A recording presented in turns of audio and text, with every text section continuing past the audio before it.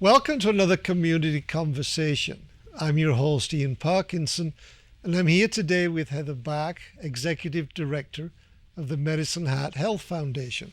Welcome. Thank you, Ian. So the Health Foundation, I think a lot of people have heard about, but what does the foundation do? So the Health Foundation's main purpose is to fundraise to enhance healthcare. So we were formed in April 1st, 1996, and the whole purpose at that time was to enhance healthcare, to bring those extras to our community. That has changed a little bit from time to time as needs arise, but the main purpose is to buy equipment, enhance rooms, perhaps with a room renovation. We like to make sure that we have equipment and services in Medicine Hat that prevent our families from having to travel. That's our main focus. If we can keep it here in Medicine Hat, that's what we want to do. Now, a lot of people will say, why do we have to put more money into Medicine Hat Hospital when the provincial government should be paying for it? Yeah. I love that. I love that question because what people don't realize is actually our hospital was built, it was actually incorporated November 22nd, 1889, and it was built where our current police station is, and it was built by volunteers with completely donated equipment. So basically the general manager of CP Rail said, if I'm going to put a rail station here and bring my people here and their families here, I need them healthy and I need them functioning. So we need a hospital. So he rallied the community and they built a hospital. So charity and volunteerism have been part of our hospital way before the government was ever involved.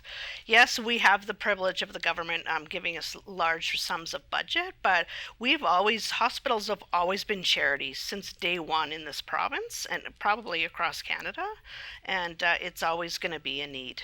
Just to give you an example, on a provincial level, we have 69 health foundations in the province of Alberta that support AHS. And this past year, they raised $308 million to support healthcare in Alberta. So if you didn't have those health foundations supporting healthcare, where would we be? So what kind of products or services or equipment has the foundation provided in the last few years? That's one of my other favorite things. So I love giving hospital tours, and there isn't a room in the building that the foundation and their donors haven't touched. So we've either renovated the space or put new chairs in. You name it, we've helped produce it. We've bought. So the very first campaign the foundation ever did was electric beds. So the electric beds came to our hospital because of the foundation.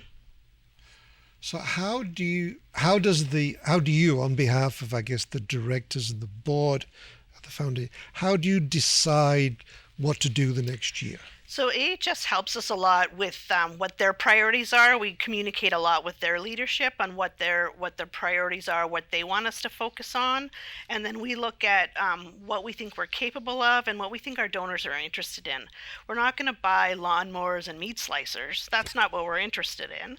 But if it's something that's going to make a large impact on our community, like making sure there's enough wheelchairs for everyone when they arrive, everyone's going to understand and feel that. Making sure that we have the surgical equipment that is required to get surgeries done in a timely manner.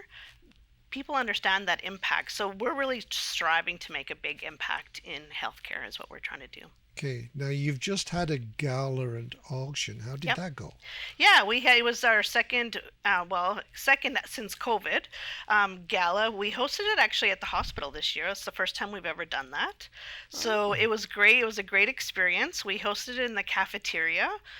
So it was really nice to be able to connect people right to the cause. We had some equipment that they could actually see with their own eyes of that we've helped fundraise for. It was still very much a working hospital, so they got to hear the pages, they got to see the staff working, as well as being dressed up at a gala. I could just see tuxedos and long ball gowns and plastic. Yeah, it was kind of nice, and to think that we had cocktails and wine in the hospital is sort of unheard of, but it was lovely. But it does make sense, really, because your donors now get to see the product of their generosity. That's right. So you have another big fundraiser coming up. Yeah. Just at that gala, we actually announced our capital campaign for this year, and it's called Second Saves Lives. So we're raising money to replace all the cardiac monitors in the hospital. Not every single cardiac monitor, because we do have some new ones on site, but the ones that are dated in age. So we have quite a number that we call end of life, Yeah. which in short means that the supplier is no longer able to supply parts for or repair. So it's end of life. When it's Done, breaks it's done. down, it's done. And so we have about 38 of those that we'd like to replace in various different departments within the hospital, plus give a couple other enhancements to our ICU department. So ICU has a central monitoring system, so it's the main system for telemetry as well as the cardiac monitors in ICU and 4 West.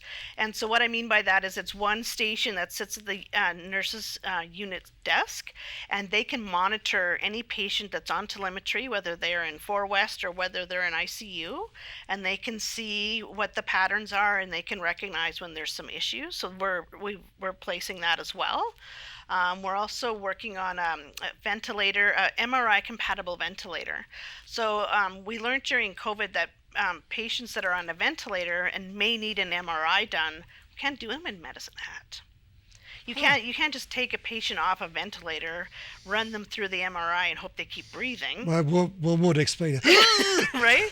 And so the MRI is a specialized equipment. So the equipment that goes in there also has to be specialized so it doesn't affect anything. So during COVID, our patients actually had to be flown to Calgary to have that procedure done. And then they probably stayed in Calgary till they were discharged. So we want to have a MRI compatible ventilator so our patients can stay in Medicine Hat. They can just go downstairs, have the MRI done, and go back up to their patient room in ICU. So that's a really important piece for us. It's going to reduce some travel for our families and patients and loved ones, as well as some glidoscopes, which helps them put the ventilator in place. It makes sense to me because if a patient can stay in their community, it won't have as big a negative effect on the family's mental health. That's right. Absolutely. Yeah, it's all about, yes, you want everyone to get healthy, but stress is such a big factor in our health. And if we can reduce stress with the environment as well as the equipment and get them home quicker, they're going to heal quicker. It's going to be less trauma on everyone. Which is less secondary issues. That's right. Now, you mentioned earlier that you're working closely with Lethbridge Health Foundation. Yeah. How's that working? So Lethbridge has a new CEO, and so her and I have been working quite closely lately. And Lethbridge is working on a larger cardiac campaign that we'll probably hear about probably closer to Christmas, and it's going to impact the whole South Zone. So in short, cardiac care for Southern Alberta, we have the worst outcomes actually in the whole province in cardiac care. And it's large in part because our patients, if someone has a heart attack, the best practice is actually to do an angioplasty as quickly as possible. Right. We're 3 hours from anyone that can do an angioplasty. Oh. So our patients now are pumped full of drugs, which works, but it's not best practice. And they're sent to Calgary to have the procedure done. So yes, their outcomes are okay, but they're not as good as if they had the angioplasty right away. So Lethbridge is working on getting that cath lab put in Lethbridge. So we've had a lot of things in common right now with Lethbridge. So we're talking a lot about cardiac care. And you also mentioned earlier that a lot of the hospitals, to a degree, are specializing in certain areas. Yeah, it's not really, I wouldn't say it's public knowledge, or it's not, people aren't publicizing it, but more and more you're seeing some hospitals are better at some things than others. There's an Edmonton hospital that does really well in eye care.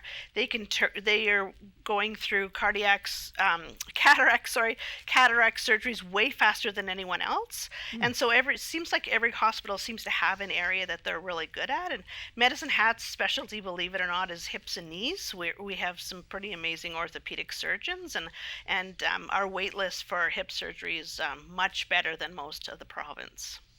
Okay, now you mentioned earlier that you give hospital tours. Yeah. Now, is that anybody or? Yeah, for the most part, it's something we like to do with new donors. It's a way of introducing them, letting them get to see it. Because what I've learned, well, I take it for granted because I'm there every day, but I know full well it means so much more if you get to see it, Yes. get to see what it is, get to see why it's important.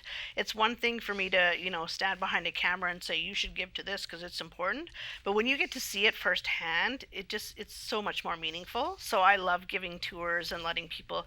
I can't show you everything. We can't go in the OR. I don't even get to go in there. You may not want to. Exactly. There's some areas we're not allowed to go to, but nonetheless, you'll still get the good idea of why things are important. Okay. If somebody wants to, because you're looking for volunteers as well. Always. So if somebody wants to, A, volunteer, B, make a donation or a bequest, Yep. how do they go about that? So my first recommendation is stop by the office for a visit.